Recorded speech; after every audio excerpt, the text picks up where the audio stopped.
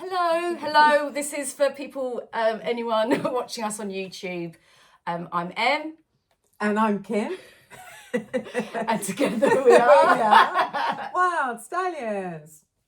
Yeah, no, we'll save that one. So for YouTubers, we're going to record our podcasts, and this is our first record. So, wish us luck. I've got Stay Puff. You've chosen Grogu. He's got his eyes closed. He might wake up. He's a baby. He's having a sleep. Yeah, but it is one of those electronic ones. I don't know. I think it's probably broken. Anyway, I know. Sorry. Wish us luck. Here we go. We're going to do podcast number 1. Right. Hello and welcome to Kim and Im.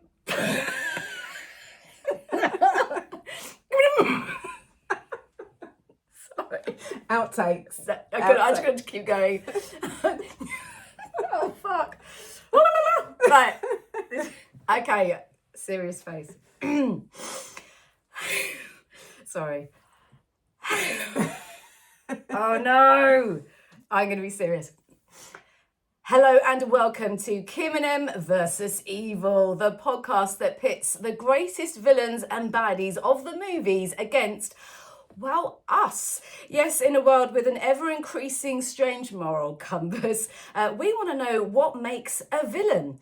And even if the villain portrayed is really the root of the evil in the film at all, actually. Why? Well, because we all love a baddie, right? I think. Yes. Who doesn't love a baddie? Actors love baddies. They love playing baddies. That's known. I love baddies. And what are we talking about today? Sorry, Jaws. We're talking about Jaws. Sorry, I meant to do the da to lead into that. But we are talking about Jaws. This much celebrated Don't Go in the Water movie is not only a horror classic, but it's also a Hollywood summer blockbuster classic. Considered the first of its kind as it happens. That's right, in its 50th anniversary year, we are taking a big bite and chowing down on Steven Spielberg creature feature, Jaws. Amazing. And as a lot of people know, but not everyone maybe, it was made in 1975. So 2025, the time of recording, it's his 50th birthday. Bit older than us. Still older than us. Thank God Jaws is older than us. For those who don't know, which I'm sure there's no one, but just for the sake of it, what's it about, Kim? Oh, well. What happens? I took my plot summary from Netflix, where you can currently watch it in its 50th year. So here we go. When an insatiable great white shark terrorizes Amity Island, a police chief, an oceanographer, and a grizzled shark hunter seek to destroy the beast. That's quite a boring description, isn't it? I'm just surprised that Netflix haven't been a bit more sensationalist about it. It's really like, rah, rah, rah, rah, rah. Maybe it's for this happens and then an oceanographer, rah, rah. It's just... That's what I liked about it. It was just so perfunctory. Yes. Is that the word? But AI might have written it, to be fair. Well, yeah, and also for the algorithm, right? So if you're searching for, you can't remember what it's called, but you type that in, it'll bring you straight there. It will. So for just a bit of fun, introduce viewers, listeners, to our own experiences of Jaws. Obviously, we weren't born then. So what's your first memories of watching this amazing creature feature? Well, kind of... nebulous, my memories. It certainly featured in my childhood heavily, but I don't have a specific recollection of watching it. I certainly liked it and certainly would watch it whenever it was on telly, which was probably at Christmas. And I wasn't one of those that became scared to go in the sea. I've always been able to separate fantasy from reality. Well done. Thank you. Even as a child. It hasn't turned you into a killer. No, it hasn't. Good. Or a predatory Psycho, shark. Yeah. Or a predatory shark. But no, but yes, certainly was very fond of it. And it was probably cut to pieces, to be honest, watching it on TV like they used to do in those days. So it probably felt like a children's movie anyway. So what about you? What were your first memories? My first memory, so it did really get under my skin. And I still genuinely have Jaws moments, even when I'm swimming in Hastings, which is really stupid. Like I literally every now and then I'll go, oh, can't feel my feet. No, I can't feel my feet. I can't feel the bottom. I still don't like that.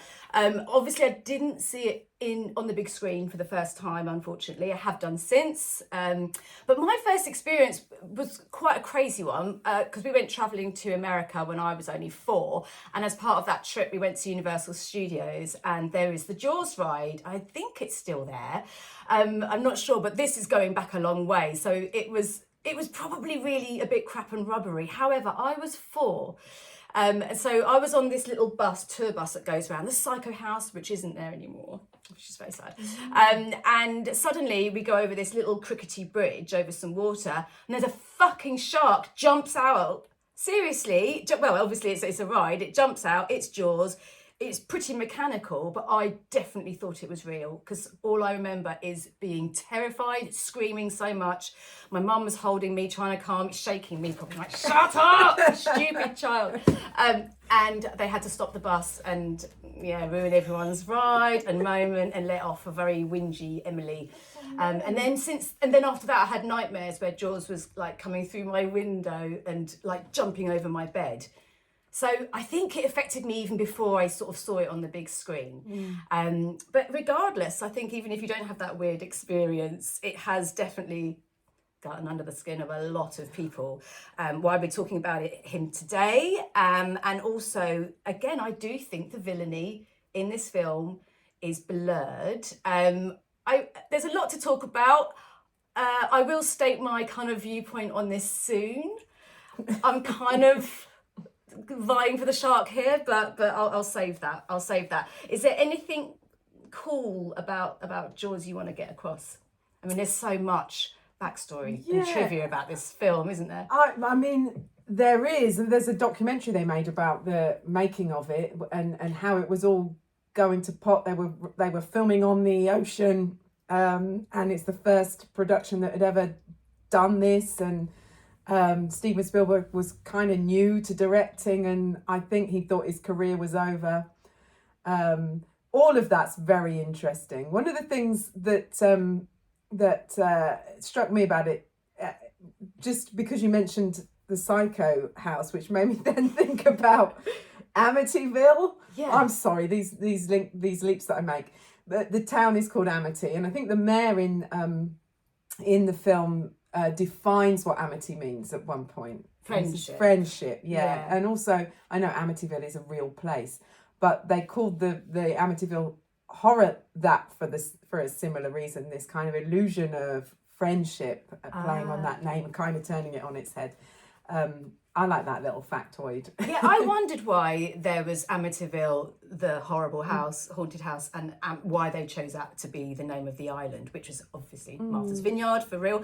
But I didn't understand why they did that. The only other little tidbit that I found out new, because every time I delve into Jaws, like most of us know, they called the shark Bruce. It was a mechanical joke. They were scared that everyone would laugh, and they didn't. We all know all that stuff, but I didn't actually know that Jaws 2 started filming whilst Jaws 1 was still in the theatres because of its success. And I think, there's a few other little tidbits I found out. I think they wanted to kill off Chief Brody in one of the sequels. That was going to be one of the beginnings, and then they didn't. Because he wouldn't be in it. That was Jaws. He didn't even want to do number 2, but he got a good offer, didn't he? But I find it strange that, or funny, that he turned down Jaws the Revenge, which is the one everyone considers the worst. It's my favourite of the sequels. Is it? Because it's so bad. It's got Michael Caine in. Michael Caine. Oh, I found out that Michael Caine bought a house for his mum off the back of Jaws 4, so there's silver lining. Yeah. Well, and it's the most fun of the sequels for me to watch. I've thoroughly enjoyed watching that recently, but Roy Scheider refused to be in that, but he did agree years later to be in a film called Dracula 2 Ascension. Ooh. And it's sequel, Dracula 3 Legacy. So I don't know, I think maybe he made the wrong judgment call. Yeah. Possibly. Well, we've gone through that. Let's think about the actual shark. I mean, the shark is the star, really. I mean, obviously there's human stars. I think we can possibly both agree, and everyone out there, that initially at least, or that the shark is the obvious villain here. And part of that, I think, is just the obvious, the sheer look, not design, but the sheer look of a great white shark, getting psychological here. I mean, it's just a batshit huge crazy mouth with childlike triangular teeth, row upon row of teeth, and this is a real creature, not a made-up monster. And it, again, this is something to talk about. It has killed people. It's not a man-eater as such. Whenever they eat us, it's an accident. That's the real side of it all. The shark is genuinely terrifying. I mean, the idea of being pulled to your watery depth whilst being munched upon and blood spurting everywhere, it's horrible. So that's the clear villain. Yes. I guess. Yes. Yeah, no, you're right. That's the main antagonist, if we're going to use that word. Yeah, break it down, Kim. Well, antagonist is the I guess I think of an antagonist as the cause of the Antigone in the film. Is that the right? Antigone. It is now. He's antagonizing the status quo. So regardless of whether he's the main villain or not, he is the main antagonist for sure. There are people who are perhaps, or characters or whatever, something else within the film that might be more villainous, more evil than the shark, but let's call him the main antagonist. For now, yes, he's the main antagonist. I'm just going to do a little quote from the actual film. Fans will totally know this. I should probably just use a soundbite from the actual film, which I might do. And it's, what's his name? Quint's description of the shark when he's getting all droll. And, apparently Richard Dreyfuss could never understand what he was saying. He was drunk, wasn't he? I think half the time. Yeah, he was drunk and he had a really thick Irish accent. I mean, even now you're like, what? So Richard didn't really know what he was saying most of the time. Anyway, he says, I won't do the accent. You know the thing about a shark, he's got lifeless eyes, black eyes, like a doll's eyes. When he comes after you, he doesn't seem to be living until he bites you. And those black eyes roll over white. And then, you hear that terrible high pitch screaming. I can't do the accent.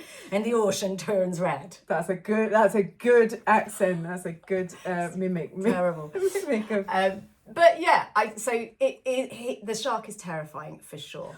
Yeah. Also, like that description, and it fits with this idea that there's kind of an element of supernaturalness about Jaws the shark, or Bruce, whatever we're calling him, which the film obviously doesn't go into that explicitly, but there's an otherness to him that it does point out that he's different to other sharks. He's 25 foot long, and I was doing a little bit of shark research. Only females get that big, and yet it is specified that this one is a male. They only reach about 18 feet, something like that. No, it is still big. Yeah, it's an extra large shark, isn't it? Yeah, but the black lifeless eyes, and his whole description just adds to this monster kind of supernatural entity idea, and the fact that he then kind of just pursues these people. He's got a brain. He seems to be calculating and learning. Yeah. I mean, I think the oceanographer, according to Netflix, he does sort of explain that it's like what does he call it? Not a rogue shark or something. He does call it rogue, yeah. Where he's going to hunt and hunt and hunt until there's like the food supply is gone. I don't know if he would eat everyone on Amity, but it's quite a lot of food. But that was the idea, is that yes, it's relentless and it has to go. Yeah. And then obviously we bring in the other side of it all, which is like catching the shark. So maybe we should like go through some of the other characters. Yeah. Maybe if we're breaking it down. Okay. So you're the film. Well, we're both film students actually, but you remember it all. So if Jaws is the antagonist, who's the protagonist? Well, that is definitely Brody? Chief Brody. but I don't think he's free of blame. I don't think he's free of a kind of a lesser villain tag. He does try to rectify that, but should we talk about Brody then now? Okay, let's I like Chief Brody. Yeah. I love the acting, very naturalistic. I won't bang on about acting too much here, but brilliant. And as a character, really believable. He's a sort of silly cup who's sent to this small island, new life, wife, 2 kids, everything's sort of lovely. But straight away, bam, we've got that death scene and he's got to deal with a shark attack. Well, yes. Right. So, they do introduce this idea that Brody is not fully happy in Amity. He complains about the sun. He doesn't like water, we know that. So he's moved to an island and it's, he won't go in the water. He's to the point of him actually looking like he's got some sort of phobia. Yeah. Like there's scenes of him on the boat and you're like, why has he moved there? If he's got some backstory going on. Maybe it was an actor's thing. They don't fully explain it, but when Hooper, Richard Dreyfuss's character, comes around for dinner that night with Ellen, his wife, Brady's wife, and Martin, she kind of makes light of him not going in the water, not liking going in the water, and I can't remember exactly what she says, but he says, he retorts back like, try drowning, so there was some kind of drowning incident in his background that has made him afraid. Not sharks that we know of. But so they introduce this idea that he is kind of a bit reluctant to be in Amity, even though it seems like they made the decision to move because New York was an awful place. There are some deleted scenes from the film that I've seen, and one of them he goes on a bit more length about things that he didn't like there, muggings, that it was just unsafe. You couldn't leave your door unlocked like you can here on Amity. He talks a bit about that to Hooper, that's in the final cut of the film. So I'm a bit like, this guy is at the start also doesn't like the pettiness of what he's dealing with. He's moved to this small town and all the people's issues are about the kids karate kicking the fences, someone parking their car outside their house.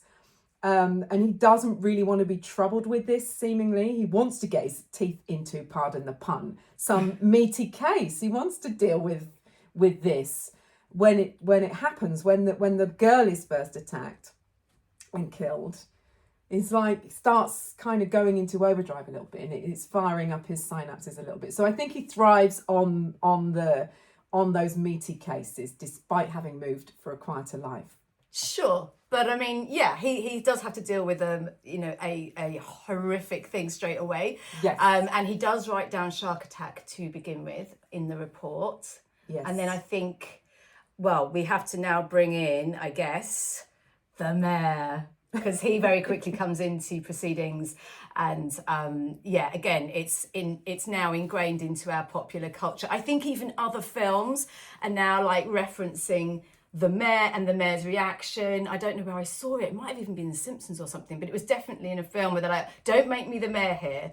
Like, as in the one who makes the somewhat catastrophic decision to open the beaches. So that's become a thing now since this. Yes. He sort of represents like the ultimate bad decision to make. It does. I mean, That's all right. I'll just pause. yeah, okay. Oh, man, doorbell's gone, so I'll stop and start the video again, shall I? Yeah. And we're back. That was my mailman. Right, we know what we're doing, don't we? Yeah. Okay. So I'm going to go into record. 3, 2, 1. Oh, hang on. Sorry.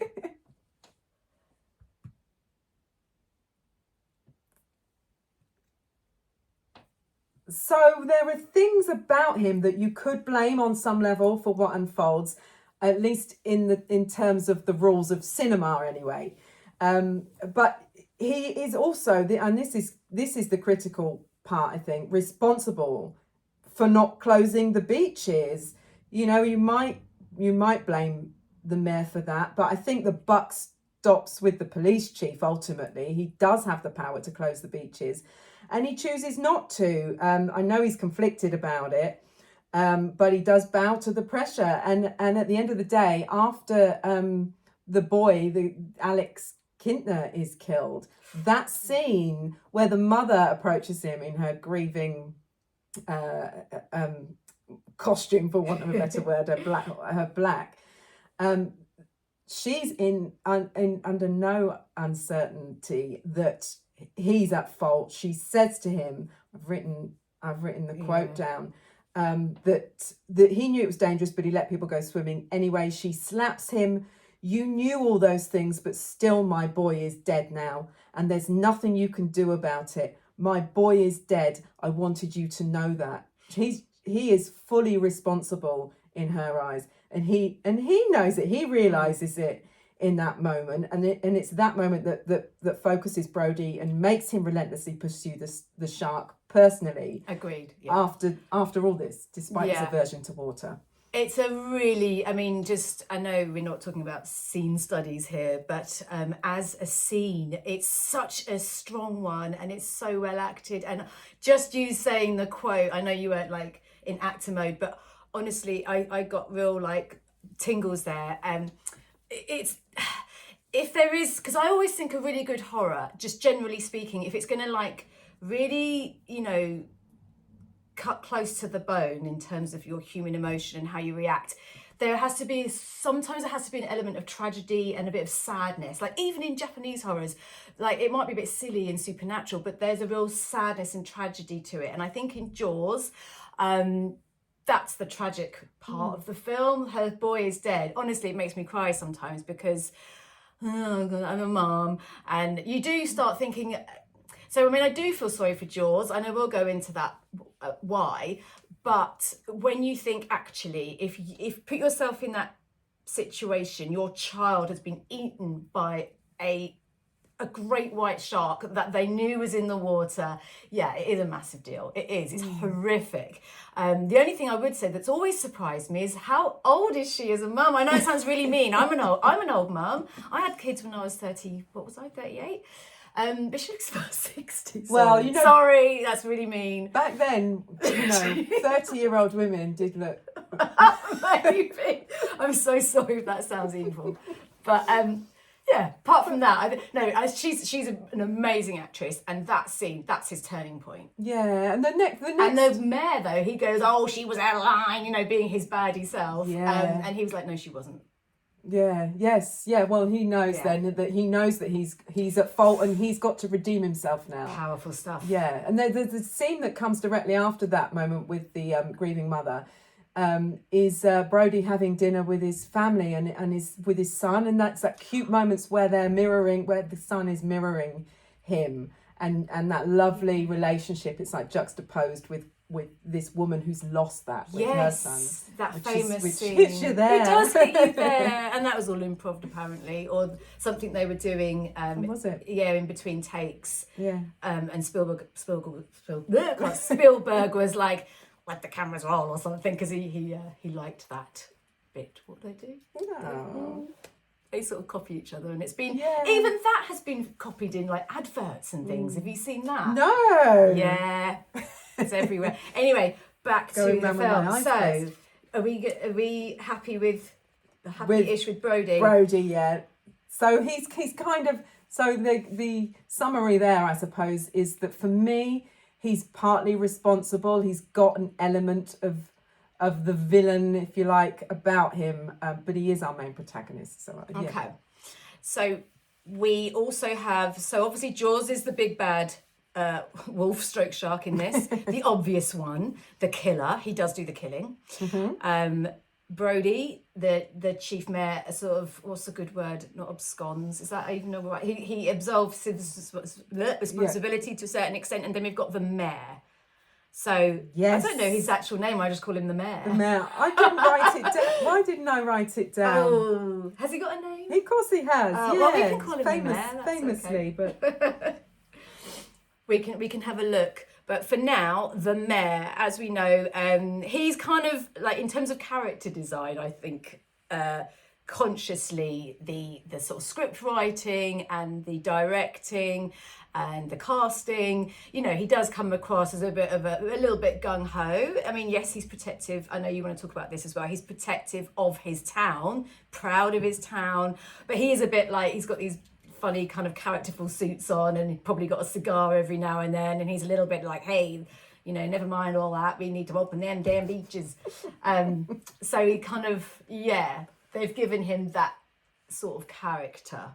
Yes. Where he's a little bit thinking about himself only, not the bigger picture. Yeah, I think he's aside from the shark, positioned as the other major villain in the film. But to go back to the point of him trying to protect his town, I've got a lot of sympathy with him. And all of the townsfolk, because this is a small town that's dependent on the summer business from the rich people that flock there to keep their little economy going. It's a small economy. It's not, you know, and the film does kind of open up a discussion about capitalism. I think it's not kind of really aggressively against.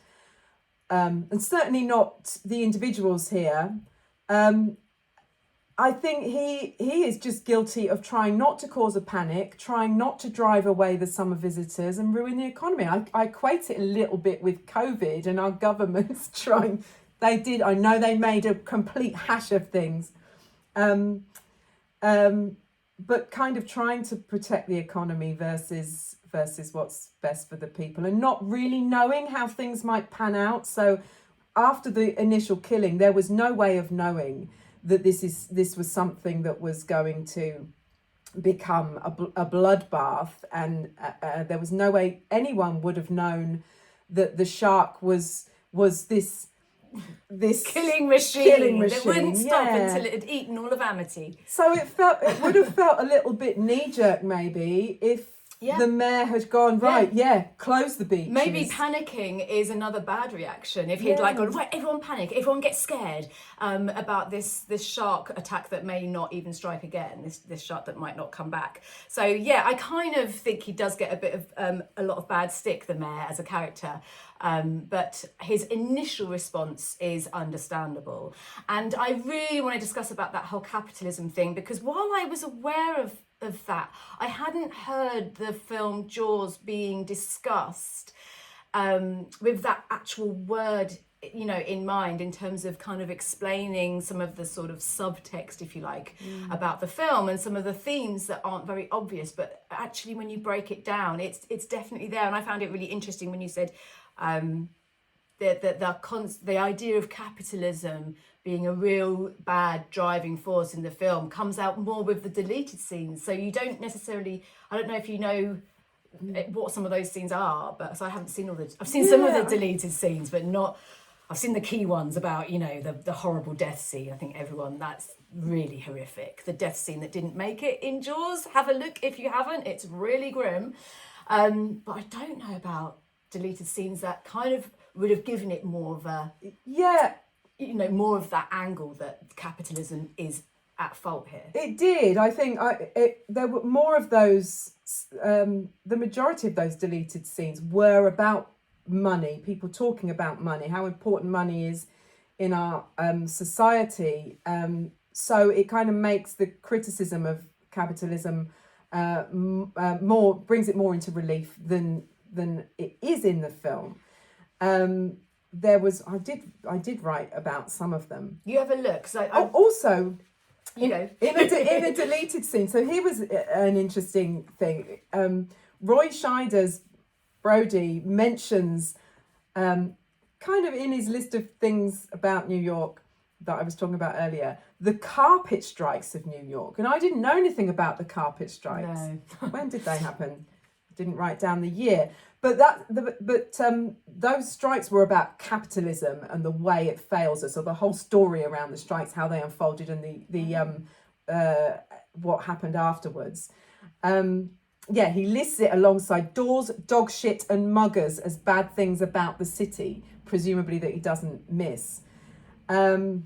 So yeah, there were carpet. You don't need me to go into the ins and outs of carpet workers striking, but they moved production out of the city to save money, cut a ton of jobs. And this is where capitalism ultimately I think we're at a point like that now. Lots of jobs going.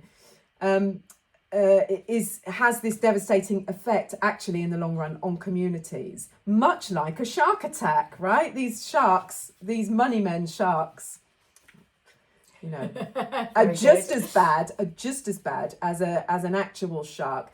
The mayor says at one point to Brody, no, it's Hooper that says, no, he says it to Hooper and Brody, sorry. The mayor says to Hooper and Brody at one point, look, we depend on the summer people here for our very lives. And if you close those beaches, we're finished. It's just as devastating, the idea of no summer money coming in to them and their lives as this shark terrorising them. Yeah, true. I mean, that they did include, there's one scene, I guess when it comes to the edit, talking, they had to make obviously some artistic decisions and where the kind of the fear was and the balance of the whole film. But yeah, it is interesting that initially there was more of that driving force was in there. It just didn't make the final cut. But there is obviously that one famous scene when Quint makes his fantastic appearance by scraping his nails down the blackboard. And that's the only time, I guess, where you do see the other townsfolk, like the woman with the hotel, and saying, well, I don't think that's funny at all. And, she does that, I can't remember what she's saying it about now, but where they're sort of making some silly jokes about things, and she's saying, yes, we don't want to close the beaches. So all the business people are at this meeting, and then so it does touch on it a little bit, like we cannot afford to lose the business. We all want those beaches open anyway, regardless. And then enter Quint. Actor names here. Quint, played by Robert Shaw. Robert Shaw, that's the one. Little piece of info, just in case you don't know. His son's now doing the play, The Shark is Broken. Wow. So just another way that Jaws is kind of out there in popular culture. So there's a touring play called The Shark is Broken by Robert Shaw's son about the making of the film, but it's a play. Anyway, haven't seen it yet, unless it comes to Hastings. So Robert Shaw, Come to the White Rock. Yes, bring it to the White Rock. Robert Shaw, oh God, there's a ton of stories about him anyway, but shall we go there? Have we got time? I don't know. He had how many children? 10 children or something? Yeah. Oh, wow. And three wives. So does Quint. Quint has had, I think, 3 wives. Oh, so like character, so art imitating life. Yeah. Okay. Yeah. I didn't know that. That's cool. Because he says when he's telling them the story on the boat, or stories, he mentions celebrating the demise of his 3rd wife in an arm wrestling contest. What, he broke her arm or something? I don't know. Oh no, I get it now. Okay, so fantastic character, fantastic acting, if you can hear him. Always pissed, we think. We know all those stories. What do you make of Quint as... the balance of what he does that's good and what he does that's, I guess, villainous? All right, so I suppose I'll start with the good. He's a shark hunter. He knows what he's doing. He's out to catch the shark. He knows the value of it, and he demands $10,000.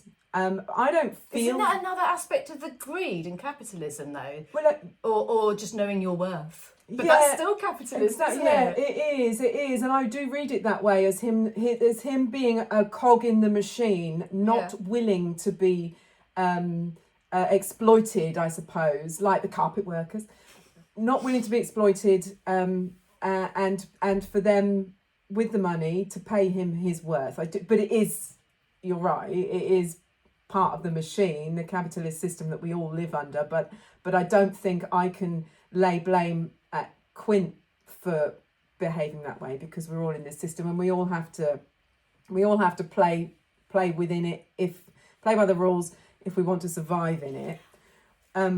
I had a point. Sorry. Yeah, go on. No, I go just on. think he Jump also in. he also has that kind of like, you know, that real fisherman thing where it's like, oh, you got to respect the sea. Yeah, He does have that about him. So even though he and we all know about the horrible, terrifying, chilling shark story that he the reason he won't wear a life jacket. That's a famous sort of monologue that he has.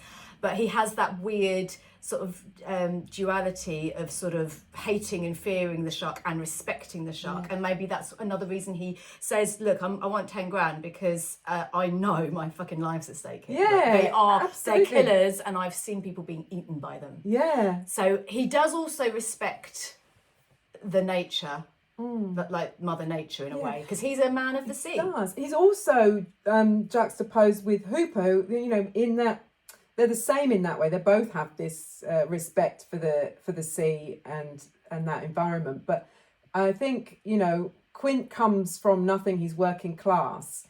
And so he earns his money, whereas Hooper has inherited his money.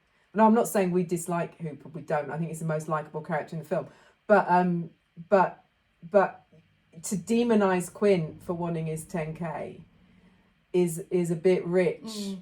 Yeah. When we're supposed to really like Hooper, and we do, and he's inherited. Yeah, and so there, I mean, that's not quite what we're talking about, but there is, if you love the whole, just talking about Jaws, there's class conflict as well. There's sort of, you know, working class versus, I guess, middle class, between Hooper and Quint, and all of the, you know, the conflicts that they have, and then there's, I mean, I don't know if we can. Hooper is just a goodie, really, isn't he? Yeah, I think so. There's nothing. He's very likable. He's funny. He's knowledgeable. He's respectful of sharks and the environment. And he's a good guy. And he lives to tell the tale. Spoiler. I don't think you can lay any. And I think that's what's kind of interesting about this presentation of capitalism. I don't think it's necessarily like laying into. Aggressively, like other films do, capitalism. I think it's ambivalent about it. The only thing about Hooper, sorry. Yeah, go on. No, he's in the water for quite a long time, not helping Brody, isn't he? Because he just sort of pops up at the end. When Brody's done all the work. He's hiding from the shark. Yeah, but he's like, I'll just sit here, won't get my hands dirty. Posh boy, rich boy, and then and Brody's like, nearly dying. I know, but he's got it. He's got this. But to go back to Quint, like what he is a villain for, what he is punished for, what he is killed ultimately for, is his role in the Hiroshima bombing. Oh, yes. Because that's the story he tells them on the boat, right? That is the story, and it's obviously a while ago, so kind of a distant, horrible memory that scarred him for life. Yeah. But do you think that's like character-wise? Would that have been in the writing process? Do you think? Yeah. Yes. Yeah. I think a conscious decision. Spielberg wanted that in. I might be wrong. I feel like I remember him talking about that in the documentary. But I suppose they needed to kill him off. And that was the reason. I suppose they didn't want all three of them to survive to the end, and that was enough to give them carte blanche to punish him. He also dies in the same way as the guy that he's talking about when he sees his friend bobbing around in the water, however many days later after their ship that. The USS Indianapolis, yeah, was attacked, and nobody was coming to rescue them. And he thought he was alive, and then he realised that his body was bobbing in the water, and he had no bottom half.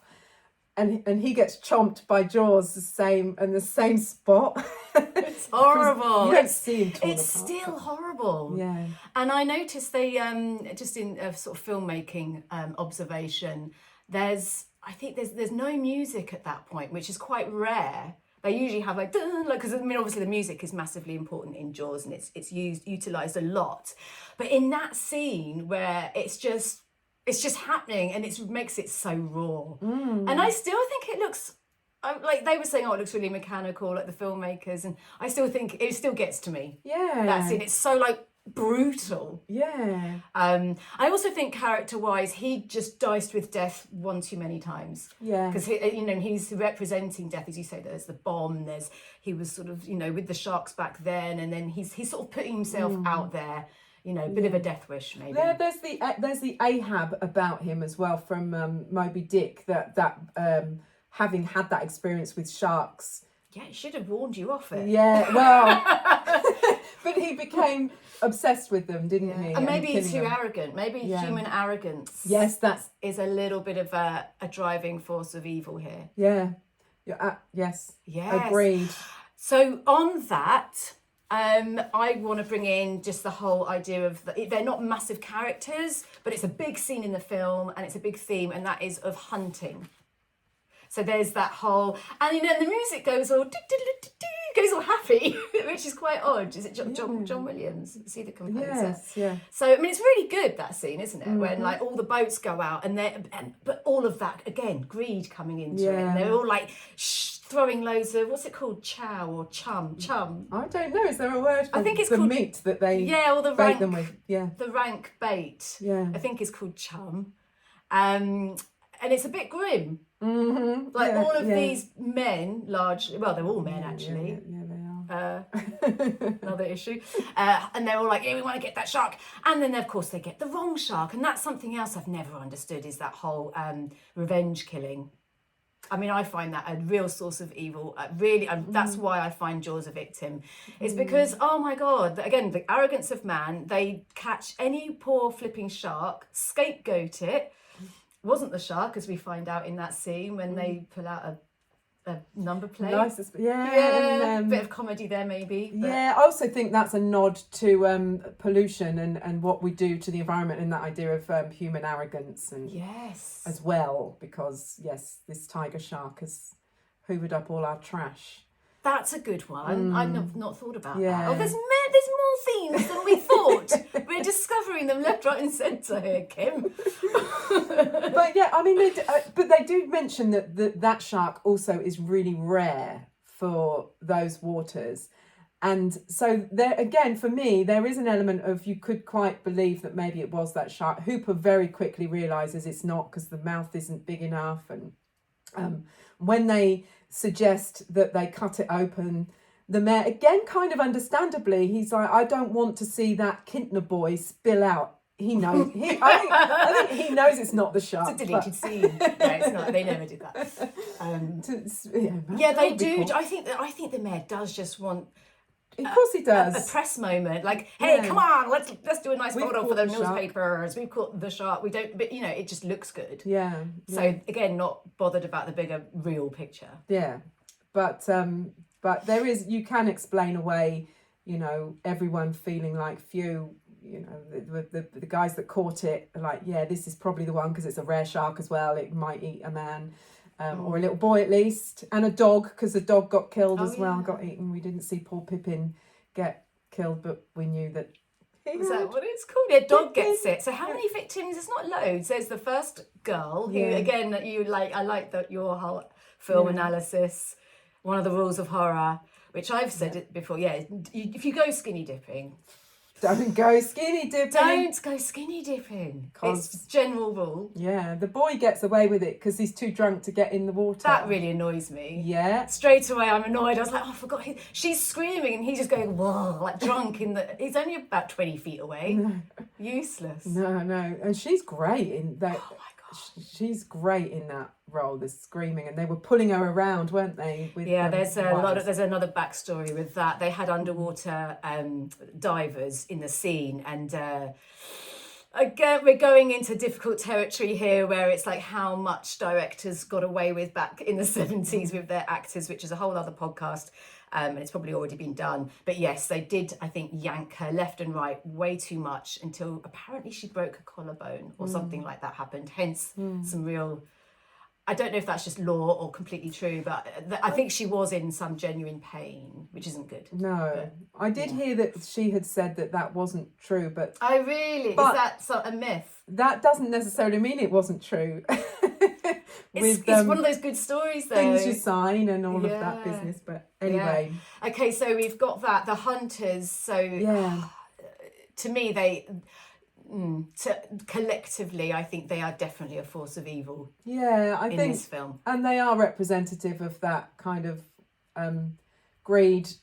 But it's a small sum comparatively. I know inflation means that it was worth more then than it is now. They were offered $3,000 and they were all out to get it. But it is that element of those are the small people. They're the me and yous. They're the people that are fighting for the breadcrumbs to just scrape by in this true capitalist structure that we live within. So I can't feel angry at any of those. They all end up getting killed, obviously, or I can't bring myself to call them villains either, but they are representative of something, of the small end of... Yeah, they're in there. Yeah. They're in there. I think, though, talking about villainy, I do think when it comes to the villain, we should probably do a definition of a villain. Yeah. But for me, there has to be some intent, like intention. Like it's being a villain. It's not just enough to do some bad stuff. It has to be what's your intention. And Jaws is a merciless killer, a perfect killing machine. It's not, he's not doing it personally. He's not like killing, well, or is he? Or is he? Well, yeah. But at the end of the day, he's sort of he's out there. He's killing. The characters are going into its territory, the sea, and it's not killing for fun or revenge. Like the humans are killing for revenge, killing the shark for revenge. That's a human emotion, and the shark isn't. So for me, a villain, I think, has to have some kind of bad intention, not just, I'm hungry. But then, obviously, if my child got eaten by a shark, I would hate the shark and probably want to kill it. Would I? I don't know if I would want to kill a shark if it ate my child. I don't know. I always think I'll kill for my child. So that's the thing. It's always fine if it happens to other people, not you.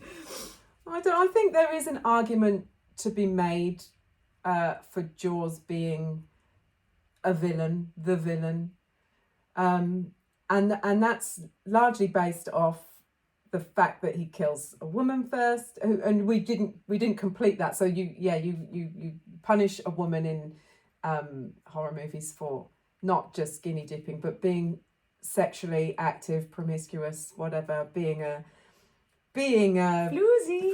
Yeah. But so he kills this naked, vulnerable woman first, and then he kills a dog, and then he kills a little boy. Oh, that's true. And I can't forgive any of those things. No, it does feel like he's set up to be it's killing real innocence, actually, isn't he? A dog and a child. And then we see him throughout the film just being relentless. He goes after Brody's son they send him to the pool with his boat rather than allow him to take his boat with his friends into the main part of the sea. And the shark makes a beeline ultimately for the pool and the kid and his friends. And that's bad too. Why make him do that if you're not gonna say, this shark has a vendetta, and is a villain. Just kill the bad guys otherwise, right? Just get them. The mayor doesn't get eaten. Yeah, he doesn't go in the water. No, so get him in the water. So and he's just very calculating in a way that you don't expect sharks to be. Well, it's a film. Okay, so do we have like a kind of like opinion on who the villain is in Jaws then? Because I still feel sorry for the shark. I think it's because of also in number 2 when they blow him up. I felt a bit sorry for him in number 2. His eyes pop out. Or do they? When I watched it with my brother, he was like, his eyes explode and then you see them land in the water. And I was like, no, you don't. I don't remember that. I might watch it in slow-mo. I watched it recently. I don't know. I think ultimately, so again, this Jaws is partly based on, or at least has a lot of similarities with an Ibsen play called An Enemy of the People, which does explore the same kind of themes of capitalism. And how is and Jaws this- compared to Ibsen? I know there's no shark in An Enemy of the Oh, People. I'm not interested then.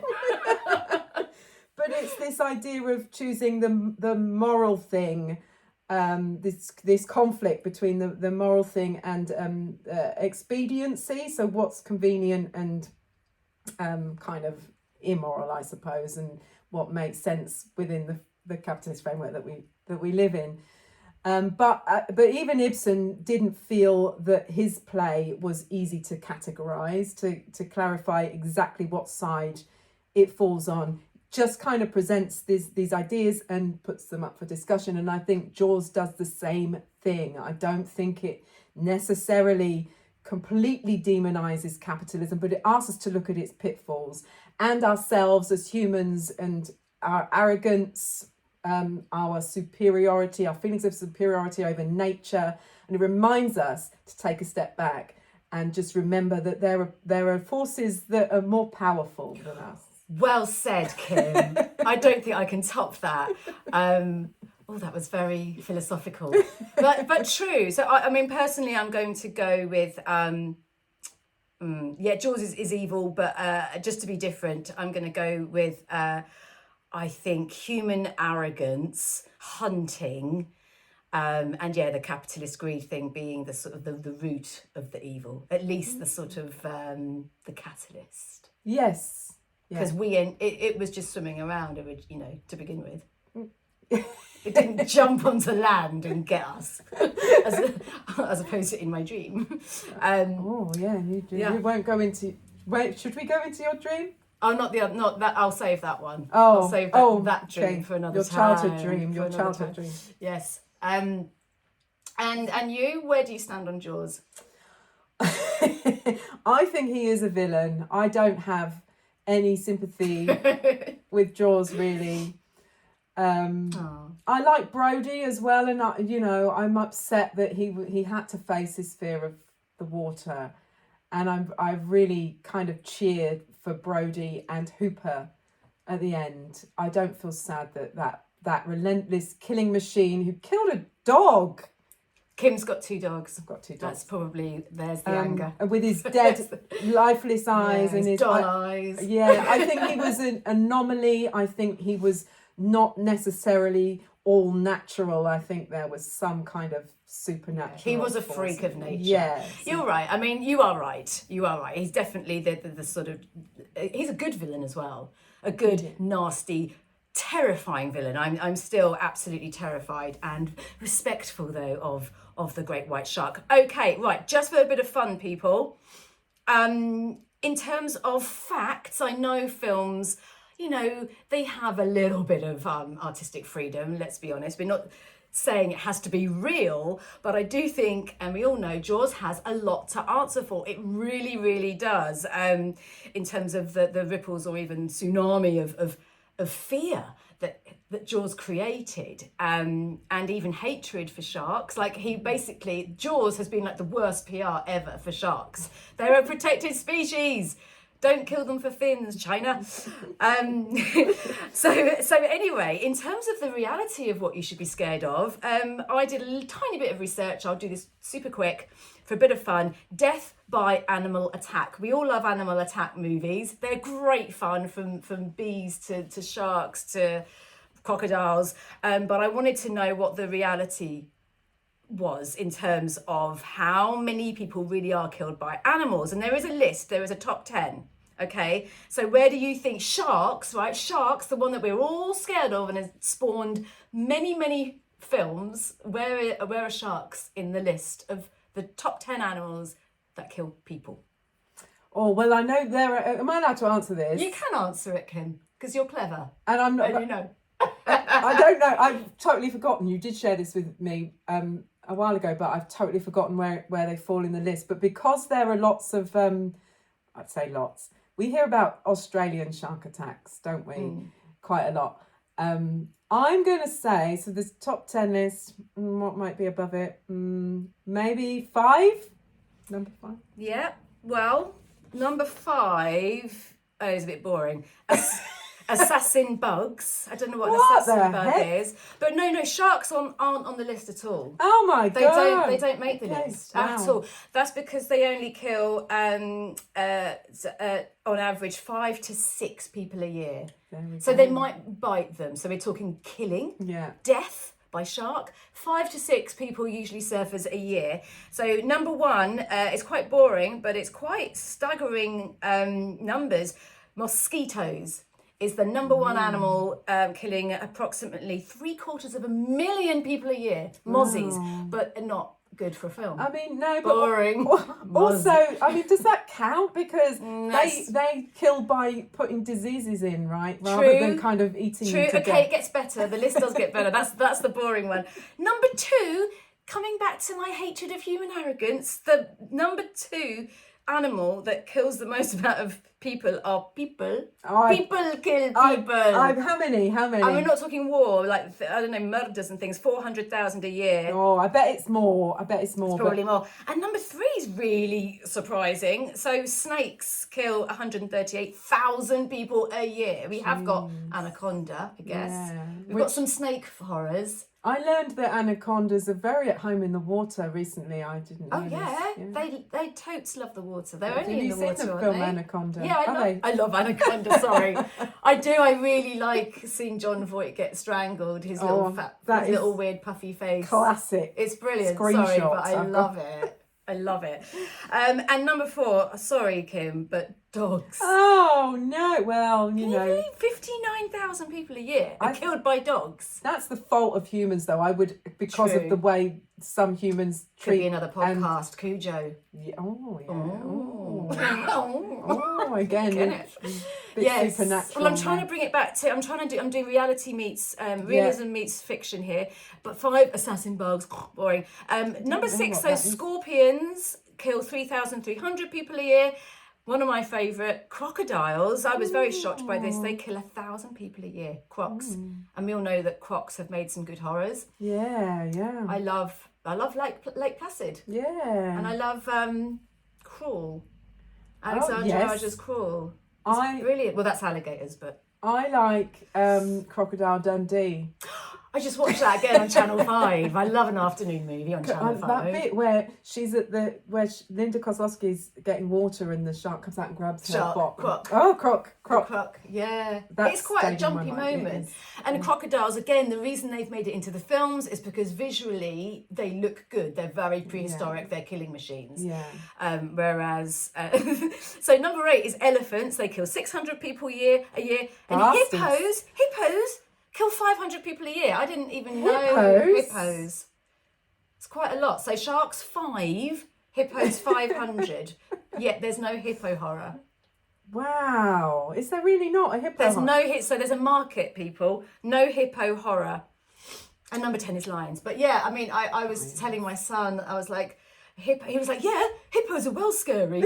He's really scared of hippos. I was like, yeah, but they look stupid. They've got they're the opposite of Jaws. Jaws is all pointy, isn't it? Pointy nose, pointy teeth, doll eyes, and the hippo's all like round and looks like a toy. Yeah, well, those curved edges, or bless. But yeah, they're real killers, hippos. Wow. Well, they have. They look like they've got quite powerful jaws. Really powerful, and apparently their jaws open at like 180 degrees. Wow. And then chomp, you're dead, gone. Cool. In half. Cool.